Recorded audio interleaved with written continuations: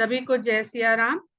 हम लोग रामचरितमानस लंका कांड में कुंभकर्ण के वध के उपरांत का विवरण पढ़ रहे हैं और इस प्रकार दोहा संख्या 71 और उसके पहले का जो छंद है हम पहले वह पढ़ते हैं।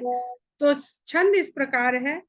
संग्राम भूमि विराज रघुपति अतुल बल कौशल धनी, श्रम बिंदु मुख राजीव लोचन अरुण तन सोनित कनी, भुज जुगल फेरत सर सरासन, भालु कपि चहुदिसि बने, कह दास तुलसी कही न सक छवि शेष जहि आनन घने। अब ये जो वंदना है छंद लिखा गया है, तो इसके पहले के अगर हम चौपाइयों पर ध्यान दें तो हम पाते हैं कि सुर दुदुम्भी बजावहि हर्षहि, अस्तुत करहि सुमन बहु बरसहि, कर बिनती सुर सकल सिधाए। भगवान की विनती करके देवता लोग वहां से चले गए।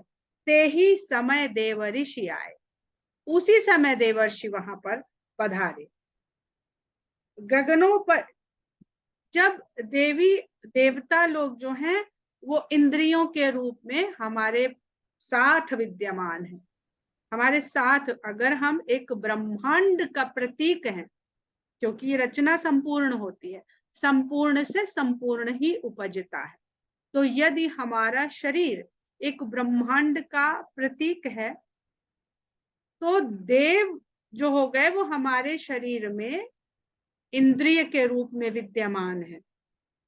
और इंद्रियां जब भय से व्याकुल है तो हमारे भीतर ही उपस्थित ब्रह्म का स्वरूप जो चेतना के रूप में हमारे भीतर है, पर जिसको माया के आवरण ने बीच में एक भेद डाल दिया है। तो उस माया का जो पर्दा है, उस भेद के कारण हम पर्दा देख रहे हैं। जैसे हम मंच पर बैठे होते हैं तो मंच में नाटक क्या होने वाला है उसके पहले एक पर्दा आ जाता है।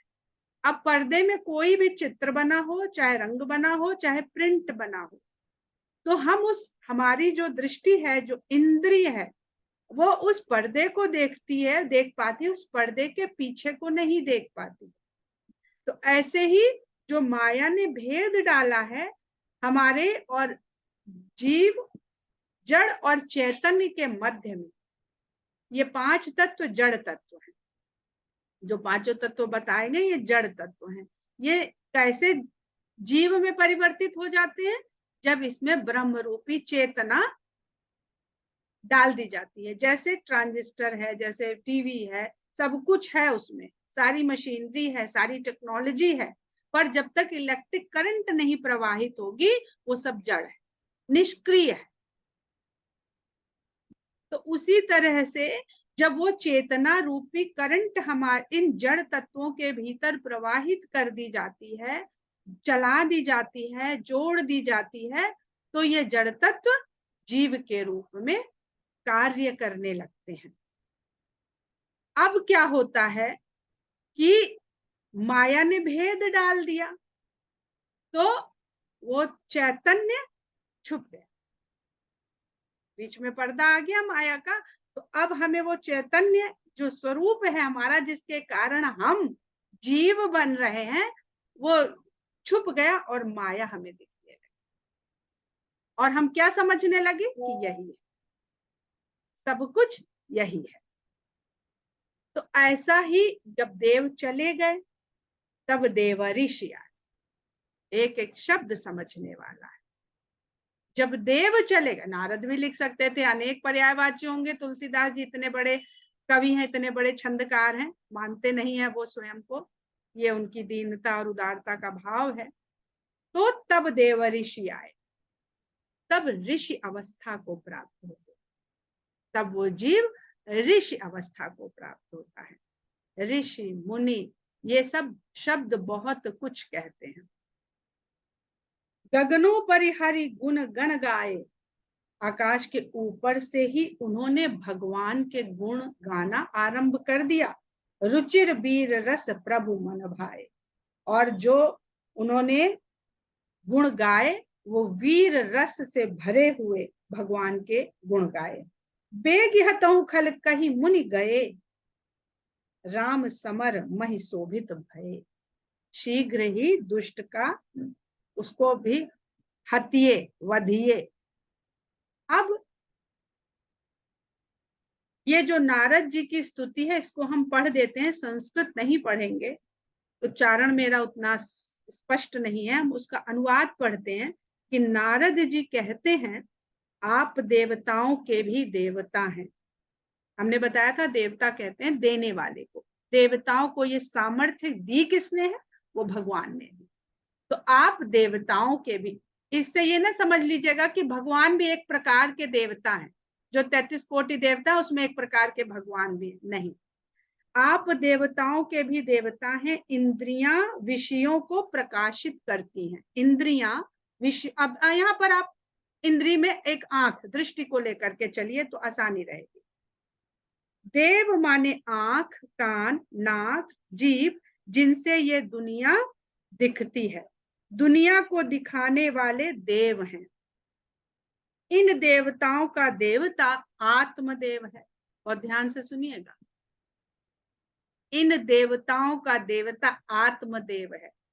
आप जगत के स्वामी हैं, आत्मा के परम रूप हैं, आप नित्य हैं, सबके हृदय में विराजमान नारायण है, अखिलाधार अधिष्ठान है और विश्व के साक्षी हैं, चैतन्य है। आपको हम नमस्कार करते हैं। आप विशुद्ध ज्ञान स्वरूप हैं। लोगों में आप जो मनुष्य के समान मालूम पड़ते हैं वो माया है। आपका सुखी दुखी होना भी माया है। आप तो माया से अपने आप को ढककर सबके हृदय में बैठे हुए हैं आत्मा के रूप में। माया गुह्य माना, माया से अपने आप को ढक लेता है, स्वयं प्रकाश है। दीप, जो शिवलिंग आप लोग देखते हैं ना, तो जो लिंग है वो ज्योति है, वो लिंग विंग नहीं है। जो लिंग है अगर हम उसको स्थूल रूप देंगे ज्योति को तो ऐसा ही बनाएंगे। तो जो लिंग है वो ज्योति स्वरूप है, और जो जिसको हम लोग अर्घा कहते हैं वो उस ज्योति स्वरूप के चारों ओर घिरी हुई प्रकृति है, सृष्टि है, माया है, वही आगे बढ़ रही है। क्योंकि जो ज्योति पुंज है वो स्थिर है, वो निर्गुण है, उसको आवश्यकता नहीं है, वो माया को विस्तार करने की शक्ति दे देता है बस। तो दो शब्द होते हैं, विस्तार और निस्तार। ये चौपाई में भी आएंगे ये शब्द, तो हमने इसलिए आपको बता दिया कि विस्तार होगा तभी निस्तार होगा। आप कहाँ जाके उद्धार करने तैरोगे जाके? उत्तरकांड की ये सब थोड़ी थोड़ी चीजें हैं जो हम बता रहे हैं। दीपक आपके सामने जलता हो और यदि आंख ना हो तो वो दिया दिखाई नहीं देगा। सूर्य आकाश में उग रहा हो वो तभी दिखेगा जब नेत्रादि ज्योति हो।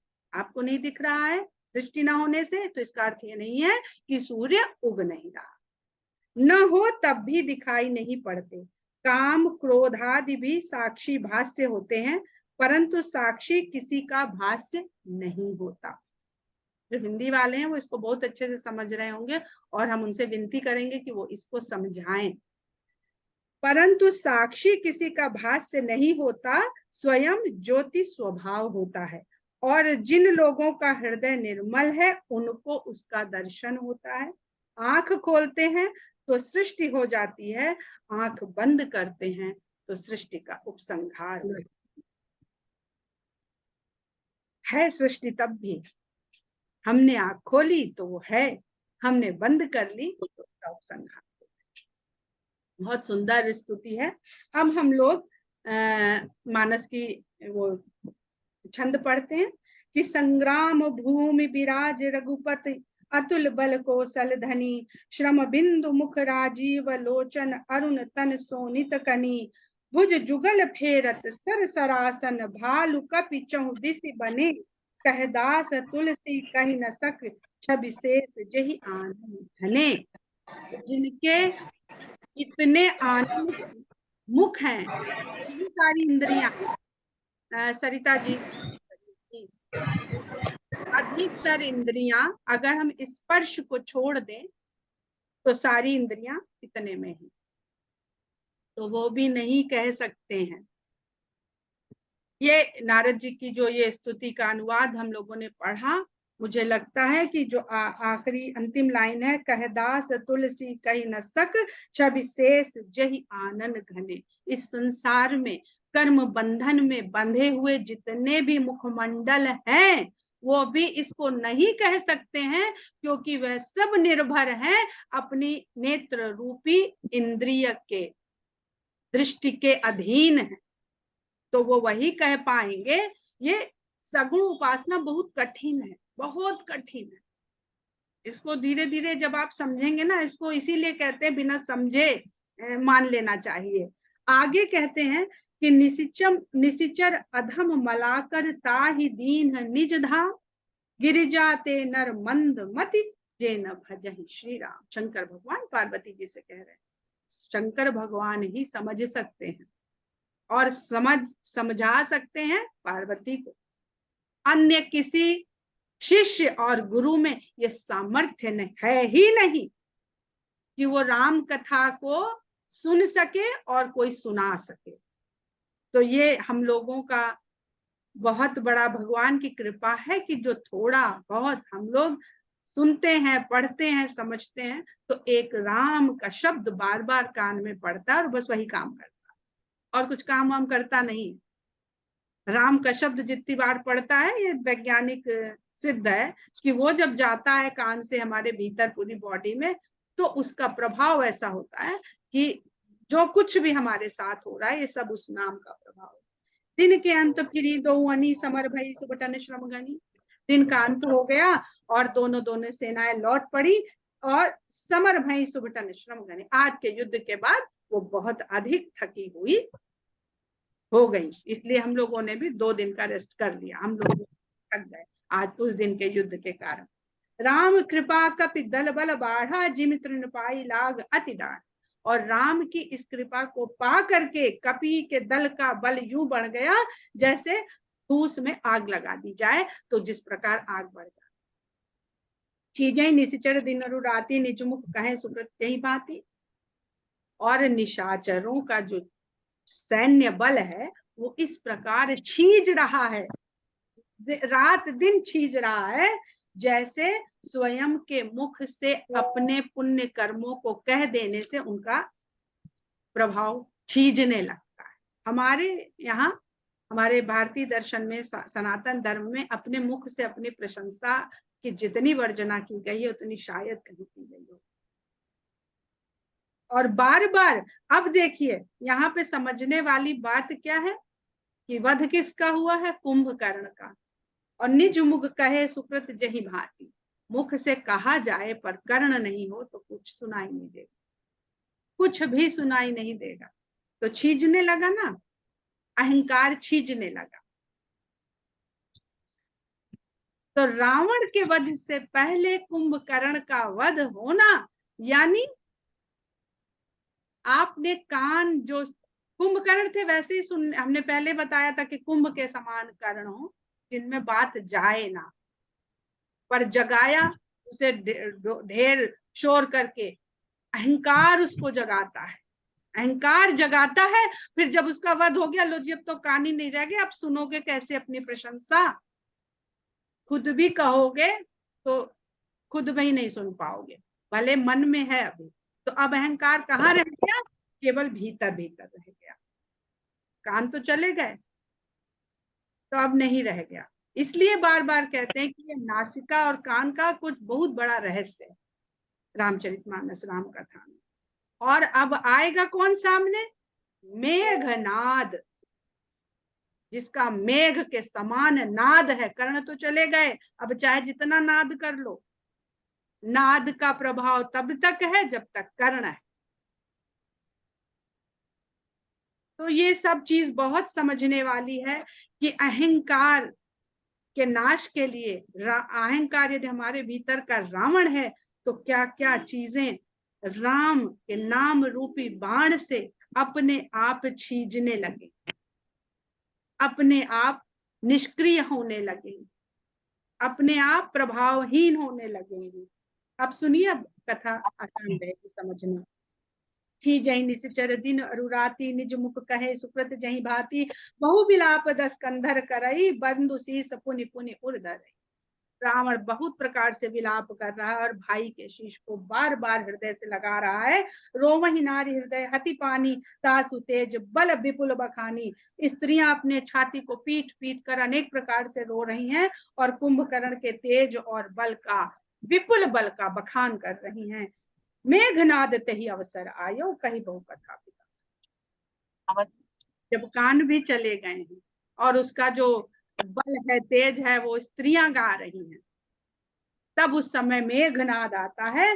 फिर आता है एक बार कार को बढ़ावा देने के लिए, मेघ के समान गर्जना आपका अहंकार करता है, जो आप ही का पुत्र है, आप ही ने पैदा किया है, कहीं से आया नहीं आपके भीतर, आप ही ने पैदा किया, आप ही ने पाला पोसा, आप ही ने इतना बलवान बनाया कि आज वो आपके अहंकार को बढ़ाने में आपका सहायक है।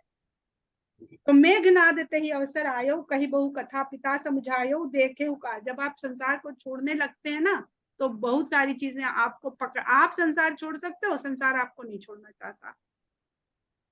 माया को आप छोड़ना चाहते हो, माया नहीं आपको छोड़ना चाहती है। आप तो छोड़ दोगे, भगवान की कृपा हो गई, आप छोड़ दोगे, 1 मिनट नहीं लगता। इसीलिए क्षणिक वैराग्य आते हैं, सबके जीवन में आते हैं। पर माया का प्रपंच जो यहाँ बैठा हुआ है, वो फिर खींचता है अपनी तरफ। तो देखे काली मोरी मनुसाई, अब वही बहुत का करो बड़ाई। कल मेरा पौरुष देखिएगा, मैं अभी अपनी बड़ाई क्या करूं। इष्ट देव से बल रथ पायो, सो बल तात न तो ही दिखाऊं। मैंने अपने इष्ट देव से एक अद्भुत रथ प्राप्त कर रखा है, जिसका बल तो मैंने अभी तक आपको दिखाया ही नहीं। विधि जलपत भयो बिहाना, चहु द्वार लागे कपि नाना। इस प्रकार अपनी अपनी बड़ाई करते हुए मेघनाथ को अपने बड़ाई करते हुए भोर हो गई, बिहान हो गया, और चारों द्वारों पे नाना प्रकार के वानर लग गए। इत कपि भालु काल समबीरा, उत रजनीचर अति रणधीर। अब देखिए उल्टी बात कह दी तुलसीदास जी ने, वानरों को कह दिया काल समबीरा और राक्षसों को कह दिया रणधीर। जब कान का ही नाश हो गया, तो अब कोई चीज आपको प्रभावित नहीं कर सकती। इन निशाचर रूपी प्रवृत्तियों के लिए आपका मन अब काल के समान है। तो इत कपि भालु काल समबीरा, उत रजनीचर अति। रजनीचर जो अंधकार की ओर, अज्ञान की ओर प्रेरित करने वाले, वो बड़े रण के धीर हैं। अब वो नहीं डिगेंगे, अब वो और तेजी से आपके ऊपर डट के सामना करेंगे आपका। तो रणधीर का सामना केवल काल कर सकता है। लड़ई सुबह निज निज जय हेतु, बरनी न जाई समर। दोनों योद्धा अपनी अपनी जय के लिए लड़ रहे हैं। इस संसार में यही हो रहा है। जो नेगेटिव प्रवृत्तियां हैं, वो अपने को बनाए रखने के लिए लड़ रही हैं, और जो हमको भगवान, जो निवृत्ति, प्रवृत्ति और निवृत्ति, प्रवृत्ति हमें प्रेरित करती है संसार में फंसे रहने के लिए, और निवृत्ति छुड़ाती है, संसार छूट जाए कैसे भी। लड़ई सुबट निज निज जय हेतु, बरनी न जाई समर खग के। काकभूषुंड जी कहते हैं गरुड़ जी से, हे गरुड़ जी, युद्ध का जो इस समय दृश्य है वो वर्णन नहीं करते बनता। हमारे भीतर भी ऐसा ही युद्ध चलता है कि हम कहीं कैसे कहें मेरी क्या अवस्था हो रही इस समय, हम बता नहीं सकते आपको। ऐसे ही कहते हैं ना लोग, हम बता नहीं सकते आपको। तो वही तो काकभूषुंड जी भी कह रहे हैं, जो आपका मन रोज आपसे कहता रहता है, जब आप किसी मुसीबत में घिर जाते हो, समस्याओं में घिर जाते हो। मेघनाद माया में रथ चढ़ गए आकाश, गरजे अट्टहास करी, भई कपि कट कहीं त्रास। मेघनाथ अपने मायावी रथ पर से चढ़ के आकाश मार्ग में पहुंच गया, और वहां से अट्टहास करते हुए उसने ऐसी गर्जना करी कि वानरों की सेना में भय की लहर दौड़ गई।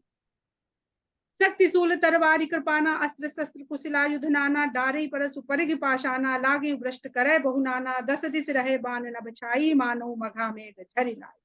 तरह तरह के अस्त्र और शस्त्र से उसने वहां से प्रहार करना शुरू कर दिया। सब तरह के वहां पे उसके सिस्टम है उस रथ में, सारे कहते हैं ना प्रक्षेपास्त्र के जितने भी लगे हुए हैं, सब वहां पर लगे, वहीं से वो एक बटन दबा रहा और गटगट गटगट तरह तरह के हथियार नीचे गिर रहे हैं। और ऐसा बाणों से उसने आकाश को छा दिया कि लगता है कि मघा नक्षत्र के मेघ गिर आए हैं और भारी वर्षा कर रहे हैं।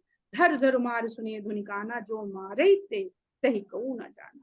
पकड़ो मारो ये तो सुनाई दे रहा है, ये तो हो रहा है, लेकिन मार कौन रहा है ये दिखाई नहीं दे रहा। कहीं गिर तरु आकाश कपि धावहीं, देखें ते न दुखित फिर आवहीं। वानर वृक्ष और पत्थर पहाड़ लेकर के आकाश मार्ग की ओर फेंकते तो हैं, दौड़ते तो हैं, छलांग तो लगाते हैं, लेकिन दिखता नहीं है कोई कि जिसको मार दें, तो फिर दुखी हो जाते हैं। चिंता ऐसे ही आपको ऐसे ही जकड़ लेती है कि वो आपको मारती है, आप उस चिंता को नहीं मार पाते क्योंकि दिखता नहीं है। अवघट घाट बाट गिर कंदर माया बल कीन्हे से सरबंजन, उसने जितने भी मार्ग थे उन सबको हर दिया इन बाणों से, माया बल कीन्हे से सरबंजन, और माया के बल से उसने इस पूरे स्थान को एक पिंजरे के रूप में परिवर्तित कर दिया। ऐसा लग रहा था बाणों का एक पिंजरा बना दिया है आकाश से, और पूरी युद्ध भूमि उस पिंजरे के रूप में बदल गई है, जिसमें ये सारे वानर और भालू बंदी हो गए। जा ही कहा व्याकुल भय बंदर, सुरपति बंदी परे जनु मंदर। कहाँ जाएं ये देख करके वानर व्याकुल हो गए हैं। मन ऐसे ही फंस जाता है जब इन सारे माया मोह के बंधनों में, तो कहीं शांति नहीं पाता है, बस व्याकुल हो जाता है कि जाए तो जाए कहाँ। अब इसमें जो सुरपति बंदी परे जनु मंदर, तो जो नीचे इसमें अर्थ लिखा है वो मेरी नहीं समझ में आ रहा है। मुझे ऐसा लग रहा है अपनी बुद्धि से कि सुरपति बंदी परे जनु मंदर, ऐसा लग रहा है कि देवताओं के राजा पहाड़ों में बंदी हो गए हैं, पर्वत के घेरे में। पर नीचे लिखा है कि मानो पर्वत इंद्र की कैद में पड़े हो। तो ये आप लोग विचार करिए कि किस प्रकार ये अर्थ सही है, या जब आप चौपाई पढ़ते हैं तो दोनों अर्थ बन रहे हैं, सुरपति बंदी परे जनु मंदर। तो क्या सही है ये अपने अपने बुद्धि भाव से हम लोग समझ लें तो ज्यादा बेहतर होगा। मारुति सुत अंगद नल नीला, कीने से विकल सकल बलशीला। हनुमान अंगद नल नील सभी को उसने, जितने बलवान थे सबको उसने व्याकुल कर दिया। पुण्य लक्ष्मण सुग्रीव विभीषण शरण मार कीने से जर जर तन, और उसके बाद लक्ष्मण सुग्रीव और विभीषण को बाणों का प्रहार कर करके उनके भी शरीर को जर्जर कर दिया। पुण्य रघुपति से जूझे लागा, सर छाड़े कोई लाग ही नागा, और फिर राम से जूझने लगा, और जो बाण छोड़ता है वो नाग बन बन के राम की ओर बढ़, नागपाश में बंधने का समय आ।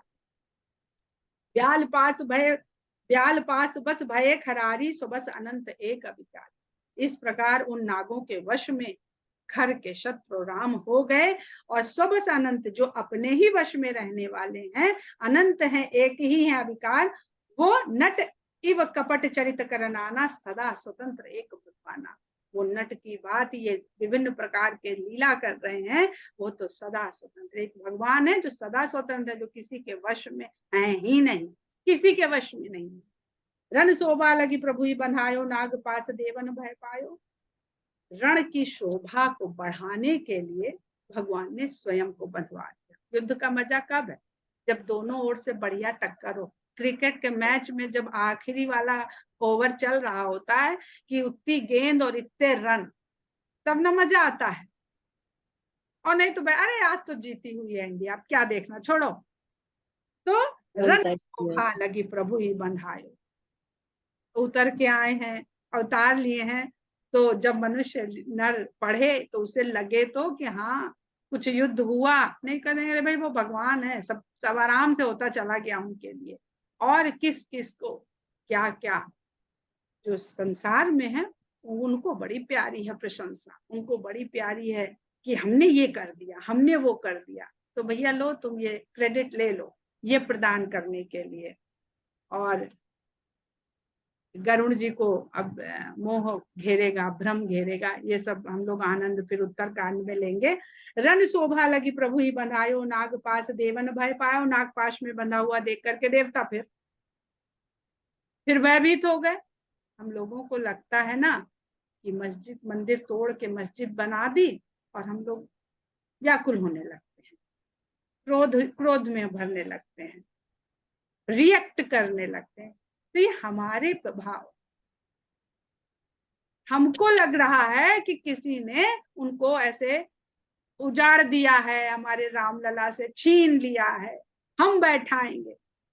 ये हम मनुष्य, इसीलिए तो हम मनुष्य हैं कि हमको जिसने इतनी बड़ी पृथ्वी दे दी है हमें रहने के लिए, हमको लगता है कि मंदिर वहीं बनाएंगे। उनका सारा संसार है, वो एक अलग भाव। गिरिजा जासु नाम जपि मुनि काटहि भव पास, सो की बंध तर आवई व्यापक विश्व निवास। पूरा विश्व ही जिनका निवास है, और जिसका नाम मात्र भव बंधन को काट देता है। हे गिरिजा, क्या वह इस प्रकार के बंधन में बंध सकता है? तो ये बात केवल कौन कह सकता है, कौन सुन सकता है और कौन समझ सकता है? वह शंकर, शंकर पार्वती, बस। तो जो बात जहां जिसके लायक है, वही संवाद रामचरितमानस में हो रहा है। दोहा संख्या 73 पर हम लोग है अभी तो समय। तो हाँ, अब सुनिए, चरित राम के सगुण भवानी, तर्क न जाहि बुद्धि बलवानी। इसलिए रामचंद्र जी के जो सगुण लीलाएं हैं, उनको बुद्धि और तर्क से समझने का प्रयास करेंगे तो न कह पाएंगे न समझ पाएंगे। अस विचारी जे तज्ञ विरागी, राम ही भजई तर्क सब त्यागी। इसलिए तत्व ज्ञान के ज्ञाता लोग इस विचार को करके राम को भजते हैं, तर्कों को त्याग देते हैं। व्याकुल कटकु कीन घननादा, पुनि भाव प्रकट कहाई दुर्बाधा। इस प्रकार सेना को व्याकुल करने के बाद मेघनाद फिर से दुर्वचन कहता हुआ प्रकट हो जाता है। जामवंत कह खल रहो ठाड़ा, सुन करिता ही क्रोध अतिबाद। जामवंत कह खल रहो ठाड़, तब जब दिखने लगा तो जामवंत ने कहा कि रुक, खड़ा रहे दुष्ट। तो जब जामवंत ने चुनौती दे दी तो मेघनाथ का क्रोध और बढ़ गया। बूढ़ जानी सट छाड़े तो ही लागे सी अधम पचारे मोहि, क्योंकि सबका तो बल और तन छीण कर दिया उसने, ऊपर सबके नाम आ गए हैं। तो कहता है मेघनाथ कि बूढ़ा जान करके, हे मूर्ख, तुमको मैंने नहीं तुम्हारे ऊपर प्रहार किया है, और इसलिए अब तुम हमें ही ललकारने आ गए हो। अस कही तरल त्रिशूल चलायो, जामवंत कर गही सोई दायो। ऐसा कह के उसने भयानक त्रिशूल से जामवंत जी की ओर प्रहार किया। जामवंत जी ने उस त्रिशूल को पकड़ लिया और वही त्रिशूल लेके मेघनाद की ओर दौड़ पड़े। मारिस मेघनाद के छाती परा भूमि गुरमित सुर गाती, और उस त्रिशूल को मेघनाद की छाती पे उससे वार कर दिया, और चक्कर खा के मेघनाद, देवताओं का घात करने वाला वह मेघनाद चक्कर खा के गिर पड़ा। पुनः देखिए, देवता जब तक उनको तुष्ट करिए, उनका संसार चलाइए, तब तक आपको बहुत देते रहते हैं। पर अगर मेघनाद और रावण जैसे हो जाते हैं, जो इंद्रियों के ऐसे स्वामी बन जाते हैं, तो क्या होता है, तरह तरह की आपको शरीर के कष्ट ही मिलने शुरू हो जाते हैं। वही इंद्रियां जो सुख के लिए बनी थी, वही आपके कष्ट का कारण बन जाती है। तो परा भूमि घुरमित सुरघाती, मुनि रिसान गही चरण फिरायो, पुनि रिसान गही चरण फिरायो, मही पछाड़ निज बल देख आयो। और जब चक्कर खा के मेघनाथ को धरती पे गिरा दिया जामवंत जी ने, तो क्रोध में भर के फिर से उन्होंने उसके चरण पकड़े और फिर से उसको मही पछाड़, उसको धरती पर पटक कर जामवंत जी ने अपना बल दिखा दिया। वर प्रसाद सो मरई ना पारा, तब गही पद लंका पर डाला। लेकिन उसको तो ऐसा वरदान प्राप्त हुआ, इसलिए मारे मर नहीं रहा जामवंत जी के। तब उन्होंने उसके पैरों को पकड़ा, घुमाया और लंका के ऊपर फेंक दिया। यहाँ देव ऋषि गरुण पठाए, राम समीप पद सो आए। इधर देवताओं ने गरुड़ जी से जाके प्रार्थना करी कि वो तो नागपाश में बंधे पड़े, अब आप ही जाओ। और गरुड़ जी सपदि स्वयं पैरों पर चल कर आए, राम समीप सपदि सो आए, उड़ कर नहीं आए। अब इसके पीछे भी, इसमें भी कोई बहुत गहरी बात तुलसीदास जी कह रहे हैं। भाई, भगवान नागपाश में बंधे पड़े हैं तो जल्दी कैसे पहुंचा जाएगा, उड़ के कि चल के? जल्दी है तो उड़ के ही आना चाहिए। पर राम समीप सपदि सो आए, अब इसको समझने में अभी हम और समय लगाएंगे, तब समझ में आएगा। ठगपति सब धरि खाए, माया नाग बरूथ, माया बिकट भय सब हर्ष से बानर। तो गरुड़ जी ने जितने मायावी नागों के समूह थे, असली नाग थे ही नहीं, और खुद ही लिख रहे हैं कि असली नाग थे ही नहीं, तो भी उनको भ्रम हो गया कि हम खा रहे हैं। हम खा के इनको नष्ट कर रहे हैं, खत्म कर रहे हैं। खगपति सब धरि खाए माया नाग बरूत, माया विगत भये सब हर्षे वानर जूत।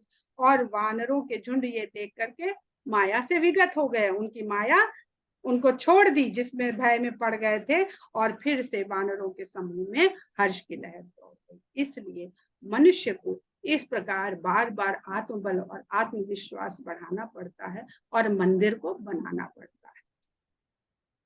समझ रहे हैं? क्योंकि सगुण उपासना तो यही कहती है ना कि कोई आधार बनाओ, बैठो उसके सामने, तब वहां से जुड़ पाओ। कहीं गिरी पादप उपल नख धाये की सरिसाई, चले तमीचर बिकलतर गढ़ पर चढ़े पड़ा। और फिर से वानर क्रोध में भर गए और उन्होंने फिर से, जब आत्मविश्वास बढ़ता है तभी आदमी कर्म के लिए प्रेरित होता, नहीं डिप्रेशन में चला जाता। तो फिर से उन्होंने पहाड़ और वृक्ष उखाड़े और अपने नाखूनों के बल पर चले तमीचर बिकल कर राक्षसों के विकल किले की ओर, कठिन किले की ओर चढ़ाई कर दी फिर से वानरों ने। समय हो गया है, हम लोग यहीं पर विराम देते हैं। जय श्री राम।